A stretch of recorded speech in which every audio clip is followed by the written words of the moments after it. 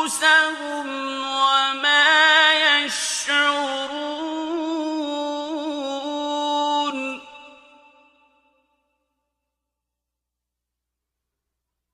في قلوبهم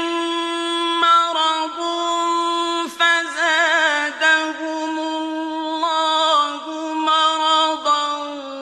ولهم عذاب أليم بما كانوا يكذبون